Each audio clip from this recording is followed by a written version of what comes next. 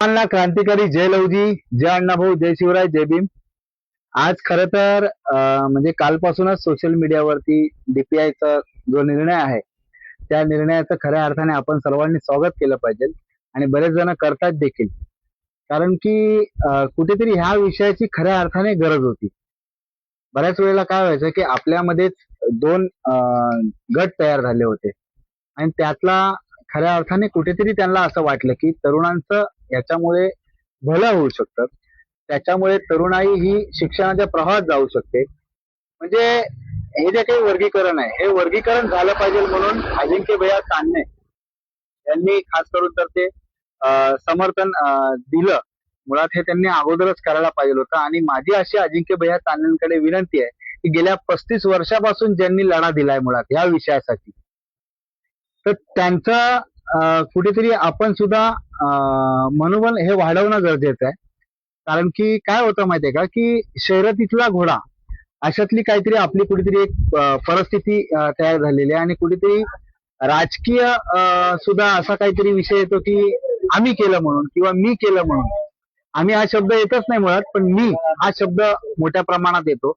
तर माझी खास करून तर अजिंक्य भैया तान्हेला विनंती आहे की आपण आता ह्या विषयाला घेत असताना खऱ्या अर्थाने ज्यांनी ज्यांनी या विषयासाठी आपली चप्पल झिजवली आहे, बऱ्याच वेळेला लोकांना जनजागृती करत असताना हृदयविकाराचे अटॅक देखील आले आहेत. एकदा नाही दोनदा आले.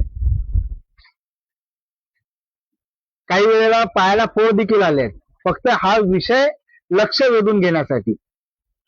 आज सुद्धा उपोषणं चालू आहेत, आंदोलनं चालू आहेत. तर माझी अजिंक्य भैया तान्हेला विनंती आहे की आपण सुद्धा त्याच पद्धतीने या विषयाकडे बघणं गरजेचं आहे आणि जी लोक ह्या लढ्यासाठी पूर्वीपासून जे सक्रिय आहेत तर त्यांच्यासोबत खांद्याला खांदा लावून हा लढा, मुळात हा लढा बोलता येणार नाहीये कारण की संविधानी दिला भारतीय घटनेचे शिल्पकार परमपूज्य डॉक्टर बाबासाहेब आंबेडकरांनी हा दिलेला आपल्याला अधिकार आहे आणि हे अजिंक्य भैया तान्हेला माहिती आहे. आणि ते खास करून तर तेच नाही तर प्रत्येक समाज बांधव हा जगत असलेला प्रत्येक घटक हा त्यांना माहिती आहे की त्या घटकाला की आम्हाला अधिकार कुणामुळे आहे आणि ते अजिंक्य भैया तान्हे हे ते नाकारू शकत नाहीत. म्हणून ते वर्गीकरणाला खास करून तर त्यांनी मला असं वाटते की समर्थन त्यांनी त्यांच्या संघटनेने दिलेलं आहे. तर मी पुन्हा एकदा सांगतो भैयासाहेब की तुम्हाला खास करून ते विनंती आहे की आपण ज्यावेळेस आता ह्या विषयाकडे आलात तर ज्यांनी खास करून तर ह्या लढ्यासाठी आपलं स्वतःचं आयुष्य पणाला लावलंय आणि हा दिवस बघण्यासाठी काही लोक आज आहेत, काही नाही आहेत, तर त्यांना सुद्धा आपण स्मरण करणं गरजेचं आहे. एवढंच बोलतो आणि थांबतो. आणि भैयासाहेब तुम्हाला खरोखर अभिनंदन.